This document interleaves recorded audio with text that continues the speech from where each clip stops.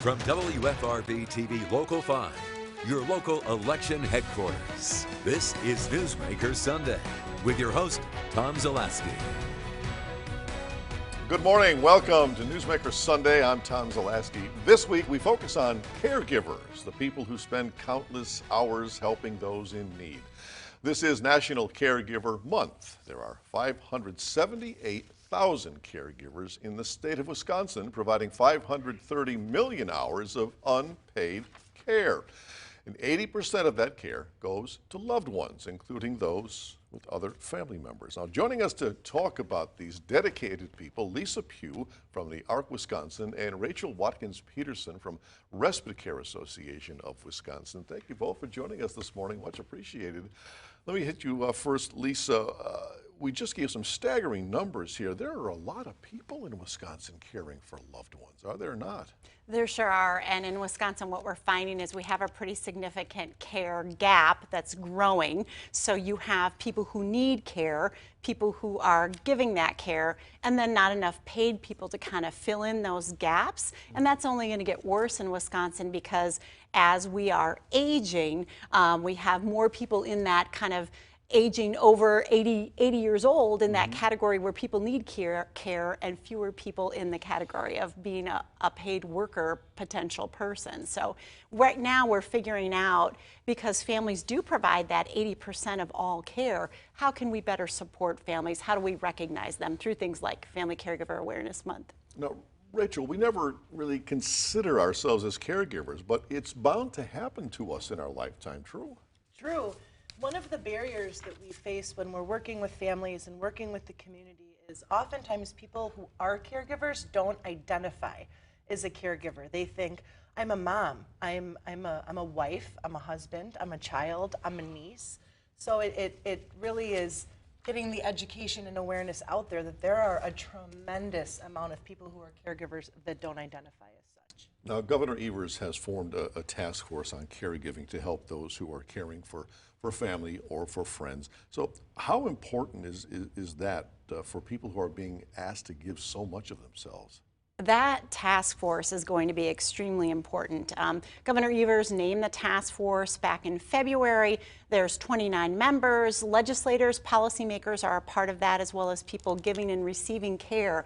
And I think we're looking to that task force as a place to find solutions on how both to increase the number of paid direct care workers, but also to support family caregivers. How can we make sure they're getting things like respite? How are we addressing their stressors? How are we preventing them from being isolated? So I think those are some very big things that we hope come out of the task force, are recommendations to improve those areas. Now that Governor Evers has done this, prior to this bill, how was Wisconsin doing as far as giving support to caregivers?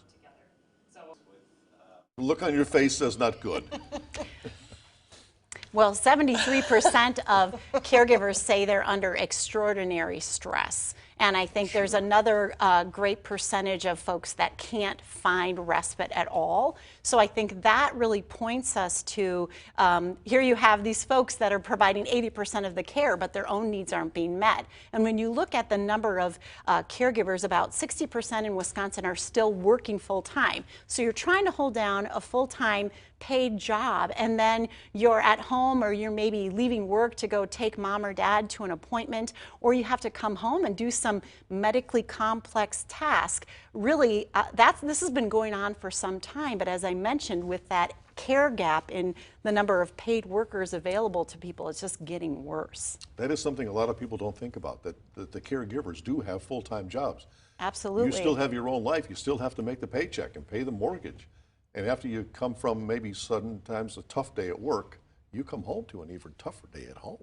And I think employers are starting to recognize that too, because it's costing them when people need to leave work, or maybe sometimes somebody even has to quit their job because they are taking so much time off of work. So I think employers in national surveys say this is really becoming an emerging issue that's going to become even more important over the next 5 years. So they're looking for these solutions too.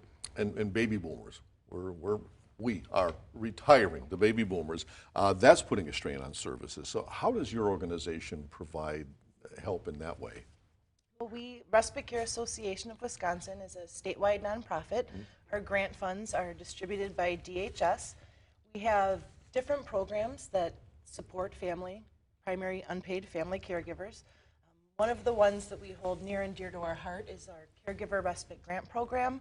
With that, we are able to assist with funding for primary unpaid caregivers to receive respite.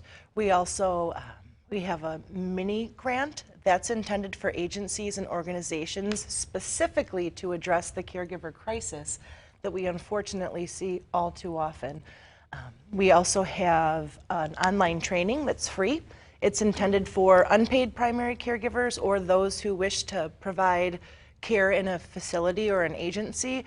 And I really think my favorite thing about our online course is when I speak with primary caregivers afterwards, they say, I was thrusted into this role most of the time because crisis occurred.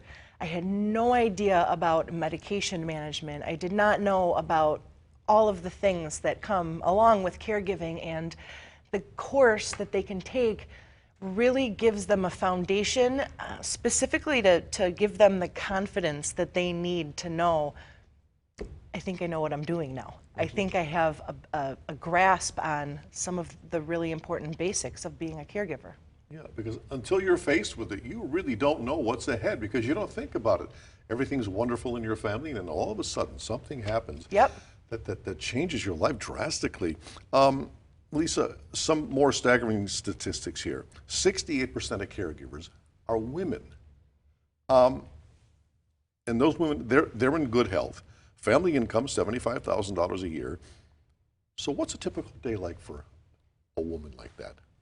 A lot of people do think of caregiving as a women's issue because of the extraordinary number of women that are doing this job. Although I have to say 1 in 4 men are also in that caregiver role too. So it really does affect everyone. I think, you know, a typical day for somebody who is in a caregiving role is they of course are very likely also employed, so they're trying to get themselves out the door to work, but oftentimes they're at work, maybe making phone calls to the doctor's office, sometimes having to leave work to transport someone to an appointment, leaving work and trying to figure out how to make sure their own children get a meal, but then having to go maybe to mom or dad's house to support them. And we also know that from a recent survey from AARP that 50% of those caregivers are doing medically complex tasks. So they might even be helping somebody with some pretty significant medical issues. And for family members who have persons with intellectual and developmental disabilities, and I'm a parent myself, sometimes that includes, you know, support with medications. It might be support with medical treatments and things. And so I think we expect a lot of our caregivers, and it's no wonder that 73% of them are saying I'm under some pretty significant stress. We are talking caregiving this morning with Lisa Pugh and Rachel Watkins-Peterson. More when we come back, so please stay with us.